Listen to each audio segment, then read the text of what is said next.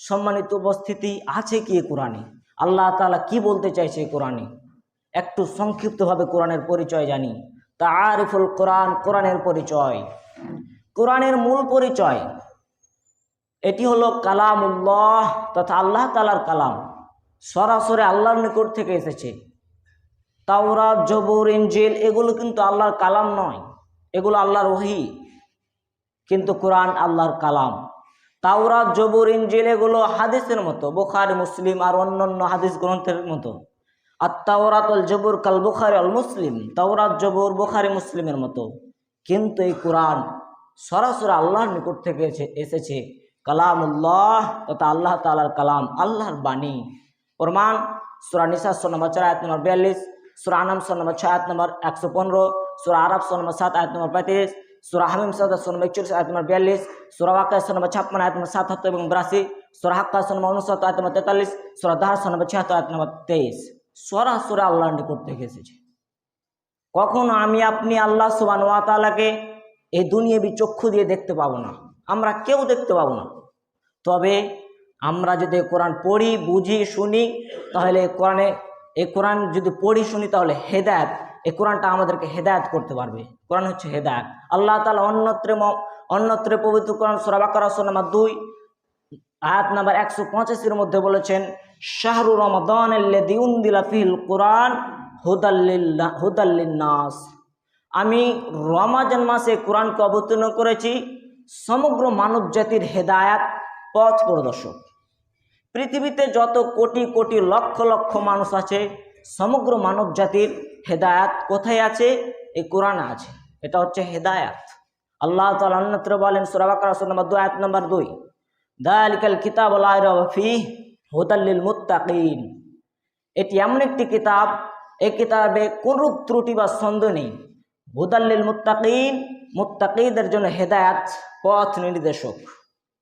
পৃথিবীতে আপনি এমন কোনো কিতাব পাবেন না যে কিতাবের শুরুতে নিজেকে সন্দেহমুক্ত বলে ঘোষণা করেছে। উইদাউট কোরআন ছাড়া আপনি এমন কোনো কিতাব পাবেন না যে কিতাবের শুরুতে নিজেকে সন্দেহমুক্ত বলে ঘোষণা করেছে। প্রত্যেক কিতাবের শুরুতে লেখা আছে, যদি আমাদের এই কিতাবে কোনো ভুল ত্রুটি থাকে তাহলে পরের সংস্করণে ঠিক করে নেব, ক্ষমার দৃষ্টিতে দেখবেন। এক একজন এক এক রকমভাবে লিখছে, কিন্তু কোরআন শুরুতে নিজেকে সন্দেহমুক্ত বলে ঘোষণা করছে, বলছে এটি এমন একটি কিতাব যার মধ্যে কোনরূপ ত্রুটি বা সন্দেহ নেই।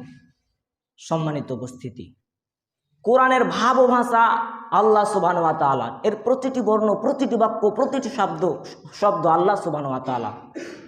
এর জিবরাইল আলাইহিস সালাম ছিলেন এর বাহক, মুহাম্মদ সাল্লাল্লাহু আলাইহি ওয়াসাল্লাম ছিলেন এর প্রচারক ও ব্যাখ্যাদাতা।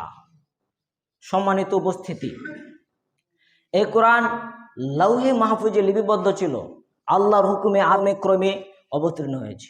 এই কোরআন হচ্ছে জীবন্ত মুজিজা। যেমন অন্যান্য নবীদের মুজিজা ছিল, মূসা আলাইহিস সালামের মুজিজা ছিল তার লাঠি, ঈসা আলাইহিস সালামের মুজিজা ছিল যদি তিনি কোনো কুষ্ঠরোগীর শরীরে হাত দিতেন তাহলে তার রোগ ভালো হয়ে যেত, অন্ধ ব্যক্তির চক্ষু স্পর্শ করলে চক্ষুষ্মান হয়ে যেত, মৃতদেহ শরীরে স্পর্শ করলে সে জীবিত হয়ে যেত। ঠিক অনুরূপভাবে আমাদের নবীর অনেক মুজিজা ছিল, যেগুলো নবী সাল্লাল্লাহু আলাইহি ওয়াসাল্লামের মৃত্যুর সাথে সাথে বিলুপ্ত হয়ে গেছে, যেমন অন্যান্য নবীদের বিলুপ্ত হয়ে গেছে। কিন্তু এই কোরআন হচ্ছে জীবন্ত মুজিজা। যেহেতু আল্লাহর নবী সাল্লাল্লাহু আলাইহি ওয়াসাল্লামের পরে আর কোনো নবী রাসূল আসবেন না, তাই এই কোরআনের স্থায়িত্বের প্রয়োজন আছে।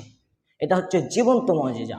আর জীবন্ত মুজিজা হওয়ার কয়েকটি দলিলও আছে, আমি আপনাদের সামনে দুইটা বলবো। নাম্বার 1, এই কোরআন হচ্ছে অপরিবর্তনীয়তা। 1500 বছর পূর্বে মানুষ যেইভাবে যেমনভাবে তেলাওয়াত করত, আজই একইভাবে অনুরূপভাবে তেলাওয়াত করছে। এর একটি বর্ণ, একটি শব্দ, একটি বাক্য বিলুপ্ত হয়নি বা মুছে যায়নি। কেউ এই কোরআনে একটি আয়াত বা একটি শব্দ চেঞ্জ করতে পারেনি আর পারবেও না।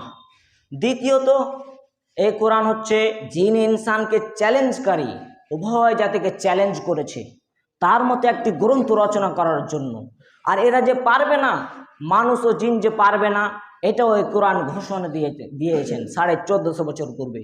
আল্লাহ তাআলা মর্মে পবিত্র কোরআন সূরা ইসরা সূরা নম্বর 17 আয়াত নম্বর 88 মধ্যে বলেছেন, কুল লা ইন ইজতামাতিল ইনসু ওয়াল জিন্নু আলা ইয়াতু বিমিথলি হাযাল কোরআন লা ইয়াতুনা বিমিথলিহি ওয়ালাউ কানা বা'দুহুম লিবা'দিন জাহিরা। মুহাম্মদ সাল্লাল্লাহু আলাইহি ওয়াসাল্লাম, তুমি বলে দাও, যদি মানুষ ও জিন জাতি একত্রিত হয়ে পরস্পরের সহযোগিতায় কোরআনের ন্যায় একটি কিতাব নিয়ে আসতে চায়, তবুও তারা তা পারবে না। এটা কোরআনের চ্যালেঞ্জ। যদি মানুষ ও জিন সবাই মিলে একত্রিত হয়ে কোরআনের মতো একটি গ্রন্থ নিয়ে আসতে চায়, এরা পারবে না। এটা চ্যালেঞ্জ করেছে। অনুরূপভাবে একটি সূরা রচনা করার চ্যালেঞ্জ করেছে আল্লাহ তাআলা। ইমান পবিত্র কোরআন সূরা বাকারা সূরা নম্বর 2 আয়াত নম্বর 23 থেকে 24 বলেছেন, ওয়া ইন কুনতুম ফি রাইবিম মিম্মা নাযালনা আলা আবদিনা ফাআতু বিসূরাতিন মিন মিথলিহি ওয়াদউ শুহাদাআকুম মিন দুনিল্লাহি ইন কুনতুম সাদিকিন। যদি তোমাদের মধ্যে সন্দেহ হয়ে থাকে আমি আমার বান্দার উপরে যা অবতীর্ণ করেছি, ফাতু বিসূরাতিন মিন মিথলিহি, তাহলে তোমরা তার মতো একটি সূরা নিয়ে আসো।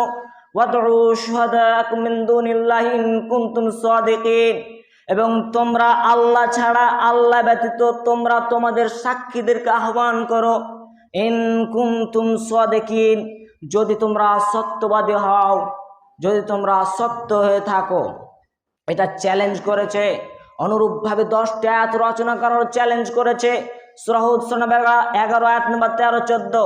এভাবে কোরআন মক্কায় মুশরিকদেরকে 4 বার চ্যালেঞ্জ করেছে, আর মদিনায় ইহুদি নাসারাদেরকে একবার চ্যালেঞ্জ করেছে। মক্কায় মুশরিকদেরকে যে 4 বার চ্যালেঞ্জ করেছে, পবিত্র কোরআন সূরা ইউনূস সূরা নম্বর 10 আয়াত নম্বর 38, সূরা ইসরা সূরা নম্বর 17 আয়াত নম্বর 88, সূরা হুদ সূরা 11 আয়াত নম্বর 13, সূরা কাসাস সূরা নম্বর 28 আয়াত নম্বর 49। মক্কায় মুশরিকদেরকে 4 বার চ্যালেঞ্জ করেছে, আর মদিনায় ইহুদি নাসারাদেরকে একবার চ্যালেঞ্জ করেছে, যেটা বললাম পবিত্র কোরআন সূরা বাকারা সূরা নম্বর 2 আয়াত নম্বর 23-24। সম্মানিত উপস্থিতি, এই চ্যালেঞ্জ গ্রহণের ক্ষমতা তখনও কারো হয়নি, আজও হয়নি, ভবিষ্যতেও হবে না। এটাই হচ্ছে কোরআনের জীবন্ত মজে যাওয়ার অন্যতম দলিল, যা পৃথিবীর সকল যুগের সকল বিদ্বানকে পরাজিত করেছে।